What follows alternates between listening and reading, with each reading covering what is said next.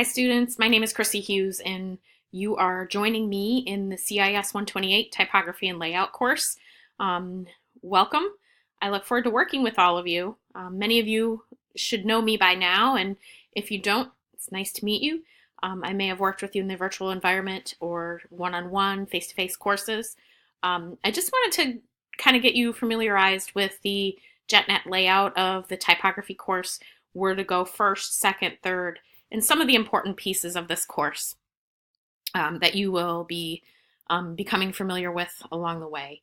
So this course will be working with a book called Thinking with Type by Ellen Lupton. She's a very pretty successful typographer and graphic designer. My office hours are here in the introduction area. You can find me in William Atkinson 226 at the end of the hall on the second floor. Feel free to contact me to set up an appointment if you need to meet with me one-on-one, if you have any issues or questions. I'm always happy to help. You'll want to log in 2 to 3 times per week just to see if there are any updates and to make sure that you're engaged in answering questions.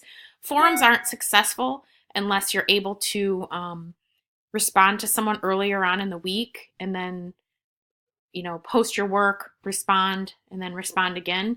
If you wait till Sunday night, you won't be able to respond to others, and so it's expected that you're participating throughout the week, at least once or twice, to give your feedback in your initial posts as well. I will add latest news, and that will go directly into your email, but it will also be posted here in the course for you to access. InDesign Creative Cloud is not expected for you to have for this course, but it's one of my favorites to work with. So I've given you a link. You can do a free trial, or you can subscribe for, I believe, $20 a month. It's a discounted amount for students, or you can access it on the campus, Central Campus, and I believe North Campus, and some of our extension centers do have access to Creative Cloud on their PCs, 2017 Creative Cloud. So it's not expected. Again, you can use things like Canvas, Inkscape, and GIMP, among other free creative software applications online.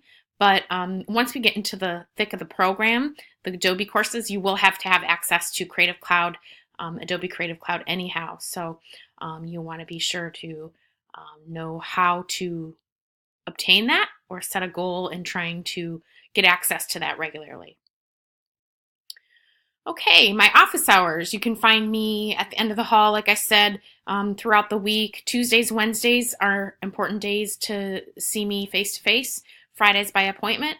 I'm online Mondays and Thursdays and many other days and evenings and weekends. So give me at least 24 hours to respond, and I will try to do so even sooner, but allow me that freedom to respond to you and help to troubleshoot or help you with any issues you have. It's best to email me. That will be the most effective way to get a response. Here's the syllabus. Again, the course requirement is Thinking with Type. There is a website, and I will go to that in a moment, but I wanted to let you know you can access all the information on the website as well. We do honor the mid-semester break, March 12th through the 18th. Back up your work. When we're working, you want to make sure you have it either on a flash drive or on a cloud storage or on your personal hard drive. Make sure you have it in 2 places so that you don't lose it in one and then have to start over. I can't tell you how many times I've heard students losing their work halfway through. Communication is important to me, so anytime you might need to communicate with me about a life event, that's important. I want to know what's happening. If you're not able to complete your work, I have a late policy of 1 week with up to 80%. So you get 20% off for a week late, and after that, it would be a 0. Some of the things that we have going are we'll have critiques and discussion forums, study sheets, exercises, projects, and exams. A mixture of these for a total of an estimated 640 points, depending on the class pace.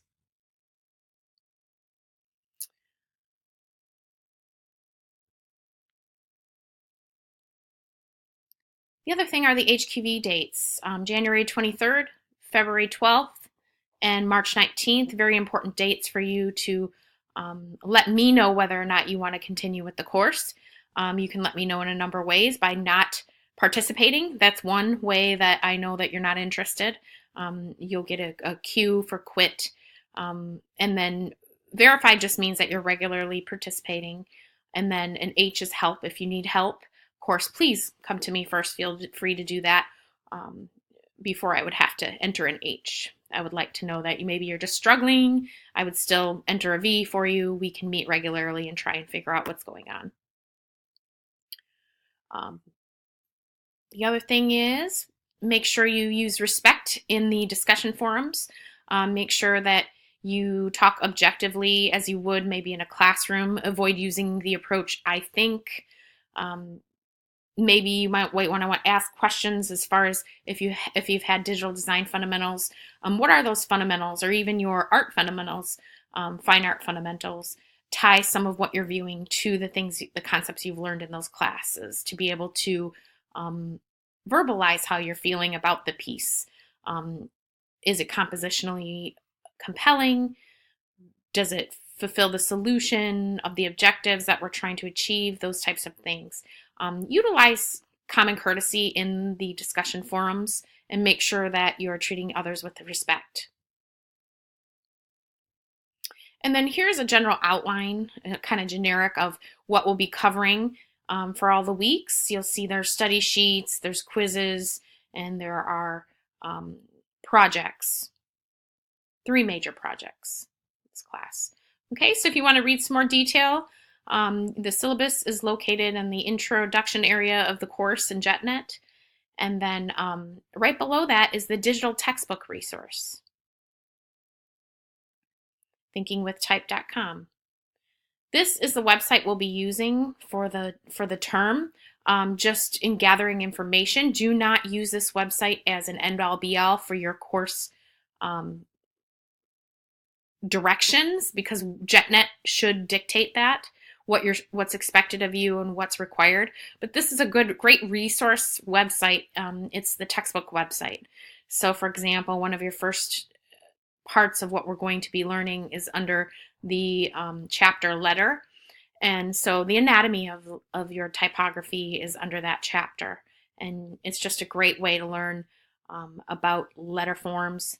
We'll have a lot of things that we're going to talk about that are relevant to all this information. So become familiar with that website because you'll use it a lot in this course.